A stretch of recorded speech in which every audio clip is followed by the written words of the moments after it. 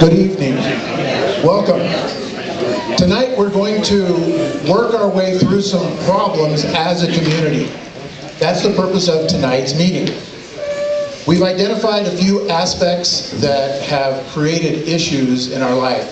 Things like littering and crime and some of the homeless issues that we've talked about at our last meeting, that we want to look at some solutions that are going to come from us, the community. That's the purpose of tonight's meeting. What we're hoping is that everybody that's here walks away with a new job.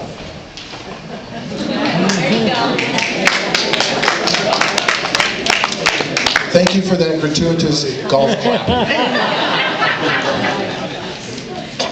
Really what we're going to do is we're going to explore some ideas, some things that are already happening because of what we've explored in the last meeting, as well as just grassroots. Things are happening all over, and good people are stepping up. There was something that was said by, I don't remember his name, but you'll know the quote. The only thing necessary for evil to succeed is for good people to do nothing. Right? Now I've got a story that's going to hopefully set the stage. I love stories and I love history. So there was this lady who was consoling her teenage daughter. Her teenage daughter was saying, "The world treats me horrible." You know how teenage daughters are. Please, no offense, but the hormones rage, right? And the world is out to get them. And so here's what the mother said. She quietly went into the kitchen and she put 3 pots on to boil. In the first pot, she put a bunch of carrots. In the second pot, she put a dozen eggs. And in the last pot, she put a handful of coffee beans. And about a half hour later, she came back and she said, "Now look, this was a hostile environment. Boiling water, nobody likes it. No, I mean, it's difficult. It's changing their lives. Look what it did to the carrots. They went in hard, and they came out soft. But look what it did to the eggs. It went in soft. They came out hard. But look what it did to the coffee. The coffee changed its environment." Yeah, thanks. So that's really what we're going to be doing tonight. We're looking at ways for us to be coffee beans, as well as human beings, if you like the pun. Sorry, I'm a dad, they come out. So like I said, we've heard stories. Some people haven't necessarily firsthand dealt with crime, but many of us know people or have been. And that's, I think, why we're here, and that's why we care. And that's why we're looking for solutions. And the solutions are not necessarily at this table, they're in this room. And they're probably going to come as days go by. As we think on the concepts that we've talked about tonight, we're going to go home and go, gosh, this is a great idea. This should be done. And hopefully we'll build some ways for those ideas to take root. So if you're looking for a solution, it probably walked in the door in the form of you. Let's talk a little bit about the Citizens Patrol. This is a group of our citizens that patrol our streets. And to talk about that, Rod, would you stand up and give us a little spiel? I know he's got some applications too. Good evening, my name is Rod Armstrong. I'm in the Burney Citizens Patrol, one of 7 units in Shasta County, and we patrol Burney and Johnson Park. There's some members here from Fall River Citizens Patrol that patrol up there. I'd like to read you our mission statement so you can kind of see where we fit in. The Shasta County Sheriff's Citizens Volunteer Patrol Program is a community-based crime prevention program exercising proactive law enforcement principles. The program is designed to provide supplemental detection and reporting of suspicious persons and activities to support the Sheriff's Office, and the program is composed of citizen volunteers who are residents of Shasta County who desire to interact with and serve their communities in the Sheriff's Office. The units have been formed since 1994, and we are not police officers, we are volunteers, we're not authorized to carry weapons, but we have a radio and a cell phone in which we coordinate with the deputies when they're on duty and with SHASCOM, which is the dispatch area from Reading. We go out on patrols at night. Sometimes we go in the day. You'll see our truck going around through the neighborhoods and through the businesses. We go through virtually all the businesses in town. We go through the residential areas. We also do house checks for homes that are vacant or people are away on vacation or whatever. And we have a list and we go by and we check their houses. Now, we're not allowed to make arrests or to get involved on a personal basis with anybody that we come in contact. But that's why we have ways to get a hold of the deputies. We stay in contact with them. They know we're out, and we know they're out. If they have a problem, we go to that problem and stay on the periphery behind them to lend help as we can. If we see something, which is our main function, seeing and hearing and watching, then we get a hold of the deputy, either through the dispatch organization in Reading or directly with the radio that we have in our truck. We currently have 8 members. We're looking for more. And as the fire chief said, we would like more members, just more people to get involved, to give back to their community. I happened to be involved on the cleanup day that happened a couple Sundays ago down along the river, the Burney Creek, where they had the Interact youth from the high school that are associated with Rotary, came down and cleaned up that area. It was incredible. It was all homeless debris. They hauled out 4 huge trailer loads from that 4 hours on Sunday morning. And it was something to see. And I think it impressed the kids with just what's down there. I haven't been in that area, but after seeing it, you can tell we have a homeless problem. There were needles, I mean, just cast off everything. And so that's something we all have to be aware of and be involved with as much as we can. Are we asking questions at this time? We'll ask at the end. Okay. Okay. Yeah. Thank you very much. I would like to state at this time that the homeless problem truly is not a Burney issue as much as it is a Shasta County issue, as it is a California issue. If you go on YouTube and look up Community Homeless Forum, there are communities that have community meetings just like this in their city council chambers or in their gymnasiums talking about some of the very issues that we're talking about. And I'm talking about places in Texas and in Virginia, all over the United States, this is an issue. So while we suffer with it and we struggle with it, it isn't just something that happens here. There's a lot of misnomers, there's a lot of falsities that were believed about, that I had about homeless until I had a conversation with the next panelist. Daniel Lockwood works with job services. He works at the community center with CalWorks clients. He is basically the man on the street.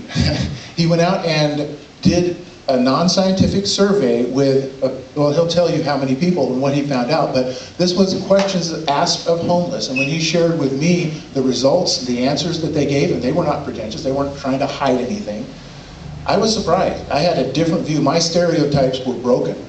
And so I hope that tonight you also will hear and understand and believe what he's sharing, that maybe not all criminals are homeless and all homeless are criminals. Thank you everybody for coming. It's great to be here. I'm kind of new to the community. Been here for 3 years and 3 months. I have a big family, 12 kids, 9 boys, 3 girls, and I really enjoyed my time here. I work at the community center, as he mentioned, and this kind of, for us at least, it started a discussion we had of people expressing their concerns about what was going on, maybe the garbage, maybe the drug issue. There's 3 main things: crime, addictions, and homelessness. And I also teach a class in town. It's called Smart About Money. It's for anybody, any adult. You can come once every 6 months. It's a financial literacy class. And after the 2-hour class that I teach, each participant receives a $25 gift card. And so I've had some opportunity to meet people that were homeless. So my concern in the past, and what brought, what's that? Oh, thank you. My concern in the past, or this year, at our last community meeting, and this one, was that we were having a discussion on homelessness without the homeless present. Now, I'm not for or against, and I have no political affiliation. I'm not trying to, I have no horse in the race. But I do think it's important that if we discuss a group of people, that at least there's a representation of them. So, two things I wanted to, my two parts, I put on recently on Facebook via our Facebook page, and I posted it to other pages, local community pages, was a simple question, in 3 words or less, what would be your solution or solutions to help stop the crime and dealing with homelessness in Burney? So we had 27 people respond with 43 responses. 23% of them defended the homeless, or they had that compassionate view. 23% felt we needed stricter penalties. 21% felt we should not enable people. 9% thought vigilante justice was the answer. 7% thought that we should be more vigilant, just neighborhood watches, locking our cars, stuff like that. 5% thought more jobs and industry is the answer. 5% thought other solutions. This, by the way, this sheet that I've written up with all what I learned is in the back. There's about 100 copies if you'd like to read it. The other solutions among them was deporting the homeless, which I'll talk about again in a second, and allowing pot smokers to work.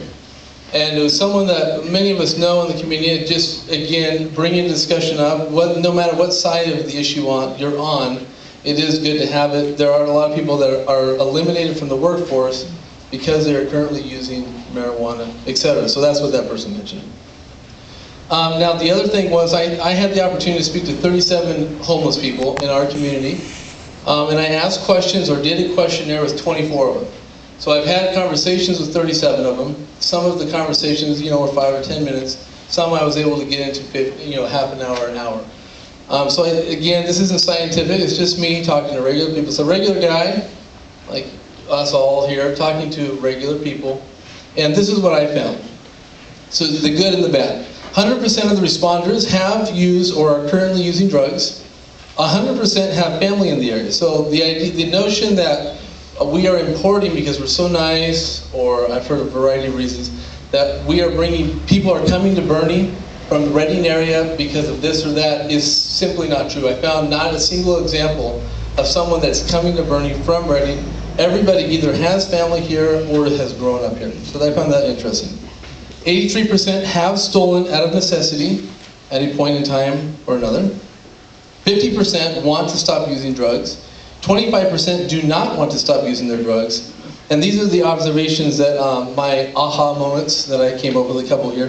The homeless are not coming from out of town. They are from here or have family here. Not all the homeless want to be housed. Many just want to be left alone. So that was a surprise to me. We kind of assume fixing the homeless situations by getting them housing. Not everybody wants that. The homeless community is less community and more individual. They tend not to trust other homeless people. They are afraid of tweakers, if I can use that word, vigilantes, and they're very afraid of the police. It is a little bit different, when a person's all of their belongings fit in 3 bags, and someone else that might be homeless or not steals one of those 3 bags, they just lost 30% of their belongings, and it's a big deal to them.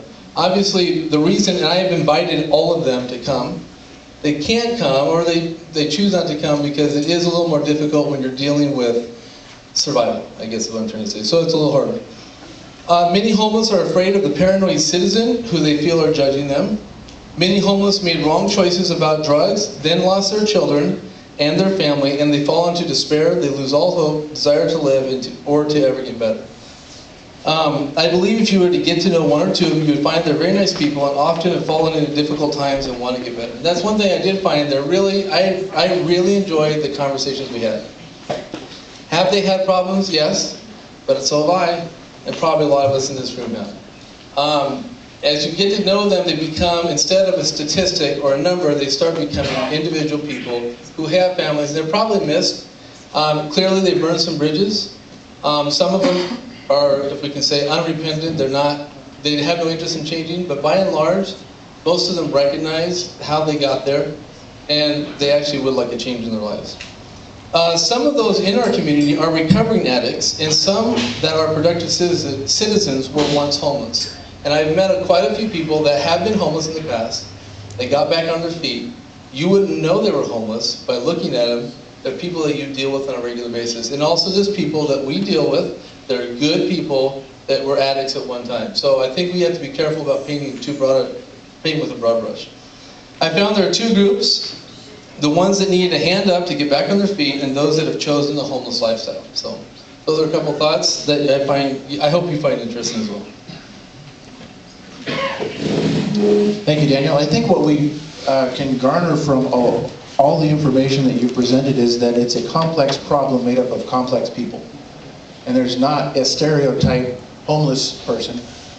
When I was younger, there was they called them hobos, then they became transients, now they're homeless. I'm using terms that are probably politically incorrect now, but that's what we all have. And so the tramp that had the stick with the bag and the clothes and had the half-shaven with a cigar, that was the stereotypical. That's not what we're dealing with today. These are families that are working, pardon me?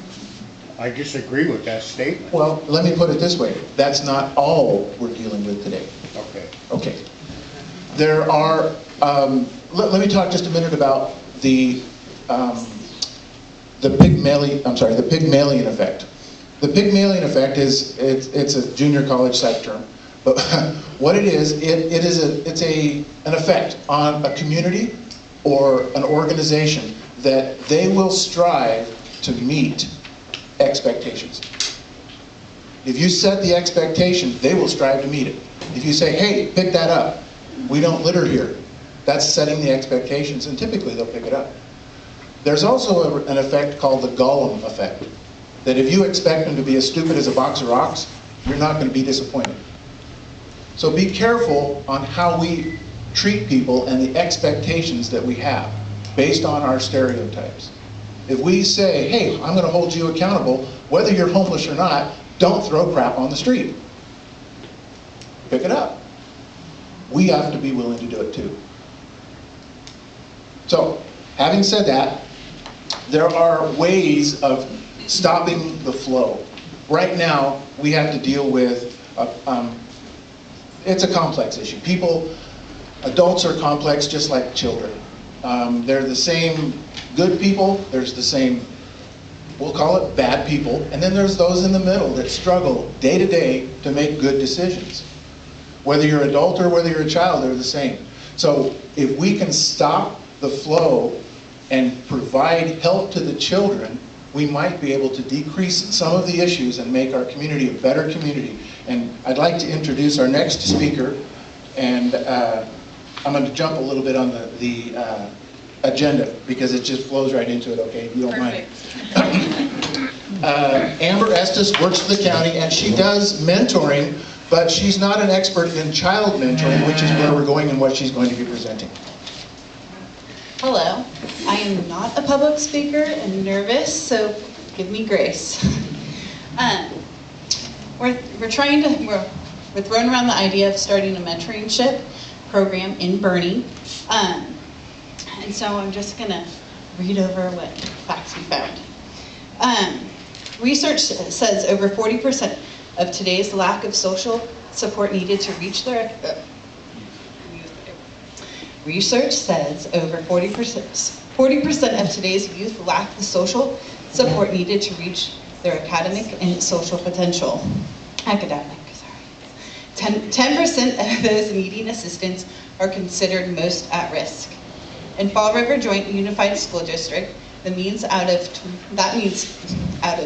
1,208 students, 483 are in need of some help and about 48 are at risk. Klamath Falls Citizens from Safe Schools is an organization that takes kids in the middle, that pairs them up with responsible adults. Their goal is 75 mentors. Not counselors, not tutors, just people like us. But kids increase grades and school attendance when mentored. We can match vulnerable people with supervised adult volunteer who acts as their mentor.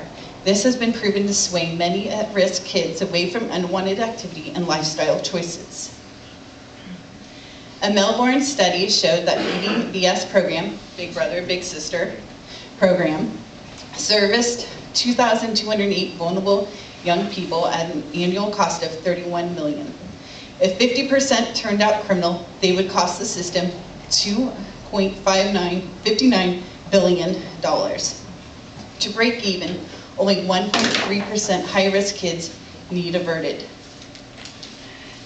The Harvard Business School Association of Oregon showed that for every $1 invested in friends and the children, the community benefits over $7 saved in social costs.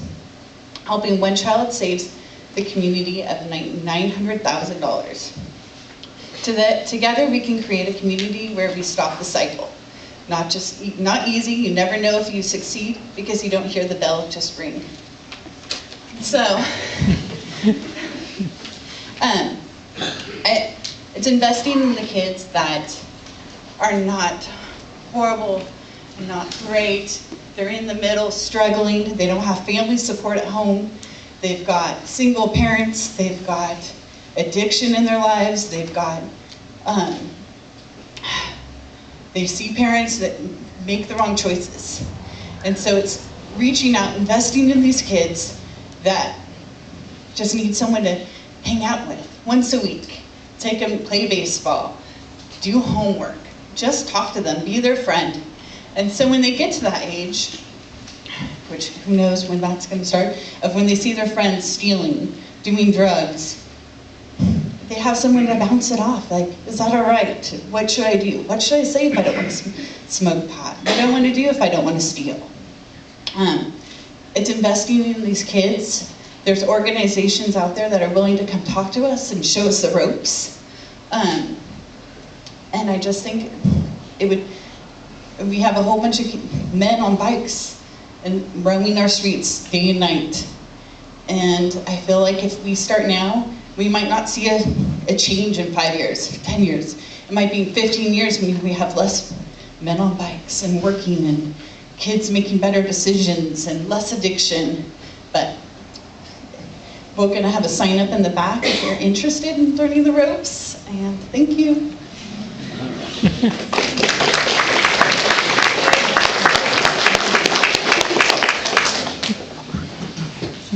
Thank you very much. And I know that was not easy for you. It is a complex issue, and many of the problems that we see, as she mentioned, having that chance for a child to say, hey, my friends are smoking pot. You ever smoke pot? And they're having a conversation, an honest conversation with someone that they build trust with over time, shooting hoops, and it's not their parents. That's good stuff. If that person can say, yeah, I tried it, it's not good, or don't try it because of, or here's how I did it, it's a struggle. And those are good conversations to have. Now, that leads us into addiction. And there is a lot to be said that addiction truly does kind of set at the center of a lot of the problems that we see here. And so our next panelist is Lynn. And Lynn Erickson manages the Circle of Friends. And she's going to speak to us a little bit about choices and consequences and drugs. Thank you. Addiction is just a really hard problem. I don't think there are any really quick answers to it. We can't flip a switch. For many, it's a long-term solution. I know personally, I've had members of my family who struggle with addiction. Tragically, I lost one who never recovered from his addiction.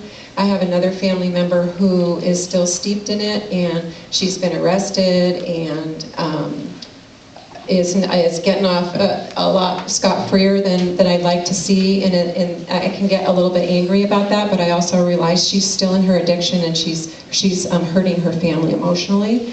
So it can kind of just run the gamut addiction, and there's probably, I'll bet everybody in the room knows at least one person that really needs some help right now. So even though it's hard, it's not hopeless. I do also know some wonderful people who have years and years and years of sobriety from alcohol. I'm thinking of one person who has been homeless and jailed before and with heroin addiction, and she's been clean for a long, long time. And again, Daniel was talking about people who are homeless in the community, who are not homeless anymore, but have been. And sometimes you can't even tell the people that have been addicted before. It's hard for people to share that because there's so much stigma that's attached to it. So I think that treating addiction. There are resources in this area. There are more than you realize that we have, perhaps. But if we start there, it can start with a healthier individual. It makes a healthier family, because for every person that's addicted, there are people that love that person and just don't know what to do with them anymore. Sometimes they just run out of options and esteem and energy. So what I would like to do is share, at the very back of the room, there's a table of resources, of drug and alcohol resources for our area. I'm just going to highlight a few of them. There's actually one full page, and this is different meetings and resources for people in the Burney area, just in the Burney area, who would be interested in drug and alcohol services. I'm from Circle of Friends. I'm kind of high on Circle of Friends. We do have one drug and alcohol meeting on Wednesdays at 1 o'clock. We also have regular groups Monday, Wednesday, and Friday for other various topics. They vary according to what the people that come to Circle of Friends would like to hear. Anyway, it's great news.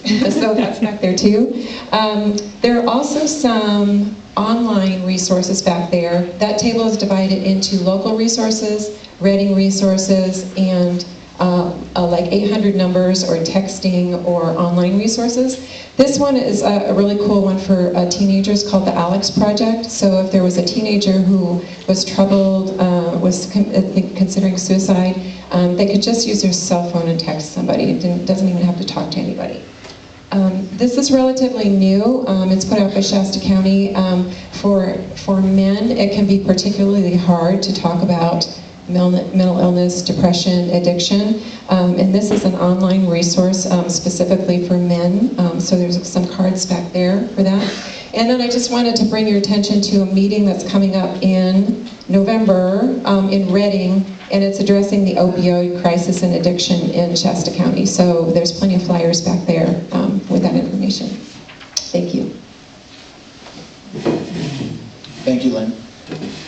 And I hesitate to bring this up, but I believe you said you're high on the community.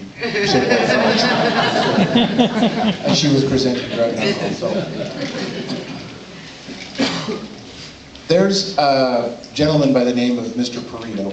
He was an Italian who won a Nobel Prize for finance. He proved that 80% of the wealth in Italy was owned by 20% of the people. And 20% of the people owned the rest of the 80%. Did I say that backwards? Yeah. Okay. So 20% of the people owned 80% of the wealth. 80% of the people only had 20% of the wealth. Thus the 80-20 rule. Okay? And that works on a lot of things. I can tell you that statistically, right around 80% of the fires that happen in Burney probably account for 20% of the damage. Whereas there's 20% of the fires that make up the rest of the 80% of the damage. So it's a rule that transcends just finances. And it actually goes to management of organizations and within communities. We've got about 20% of the people who are criminals. And there's about 80% of us that are pretty decent, I think. And if we can hold the line and push that button down a little further so that that 80 becomes 81, maybe 82% are people who are helping the community and working together. And not let it go the other way and blur, where this person's really a good person, but they don't act like it, so I can't tell. You see what I'm saying? So that whole 80-20 rule is good to think about. Now, as we move forward, that 20% is probably not something that we can fix today. They're probably wanting to be where they're at, and they're probably of the criminal element, and the best people to deal with them are the law enforcement officers. And it's still up to us to make sure that we call when we feel as though we're not safe for ourselves, our property is stolen. Let me give you an example. The city of Portland had city police stood up and said that the Portland Police Bureau was not going to pursue any more of the stolen car. You can get your report filled out, but we're not going to prosecute. We're not going to pursue. There's just too much. So statistically, the city of Portland almost went to 0 car thefts because of the reporting, not because of the car thefts. So that's important for us to know when we give up and don't call in because it looks like, hey, Burney's doing okay because they're not calling in. But let me also say that I don't think 911 is the person to call when, hey, the guy next door doesn't clean up his garbage. You see? So if we understand it's a tool for us to use, and it's probably more for the 20% than it is for the 80%, and all of the things we've talked about tonight are the things for that other 80% that are easy fixes, the low-hanging fruit, the stuff that we can fix as a community. This community is amazing. People ask me, why do you move to Burney? Like, I mean, I have to justify why I came here. It's gorgeous. It's beautiful. The people are wonderful. And I'm not making this up, guys. In fact, I'm going to share with you guys some seniors from the Burney High School that are taking on a project that should inspire you guys. I'd like to introduce to you Bailey and Dante.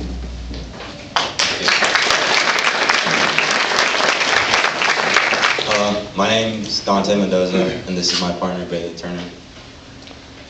Thank you for giving us your time to speak on behalf of our senior project. We are seniors at Burney High School. For our senior project, we're renovating a parsonage at my local church, Solid Rock, and in case you don't know where it's located on Tamarack.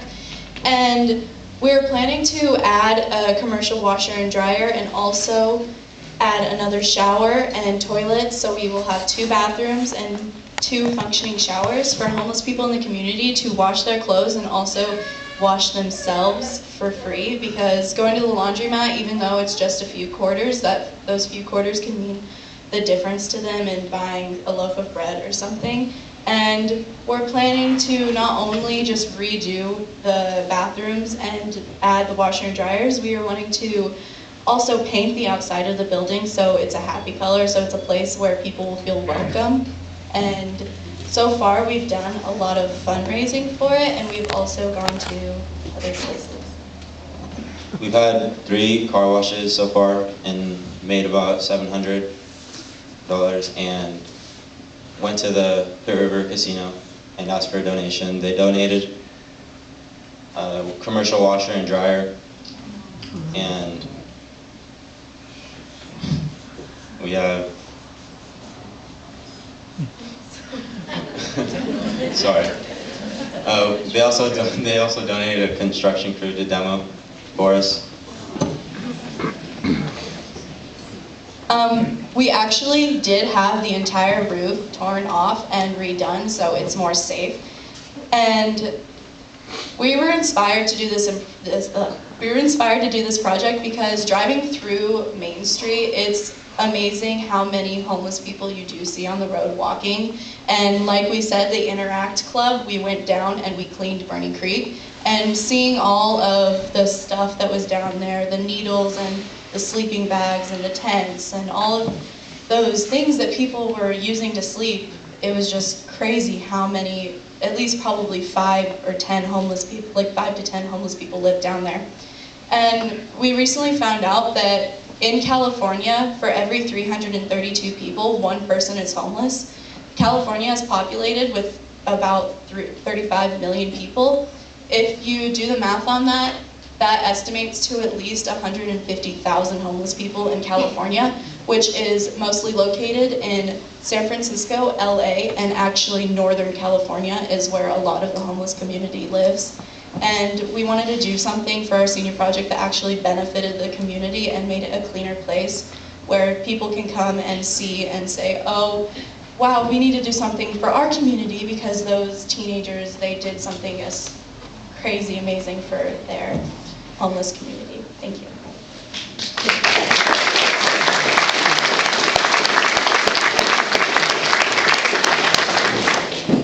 I think we've seen that through our presentations that we live in a complex society made up of people just like us who are complex. And there's probably not a single solution that's going to be the magic pill, or someone would have found it. What we have is an ability as a community to come together and get behind programs that we are passionate about, that we believe in, that we can put our efforts in and see a difference in. We all have different views. We all have different complex views on the complex issues, I guess is the best way to put it. So for us to have a conversation about the issues of, well, I think it's this, no, I think it's that, we're focusing tonight on solutions. And I hope that that's come through. We've seen and heard from a lot of information, a lot of people who have brought a lot of information.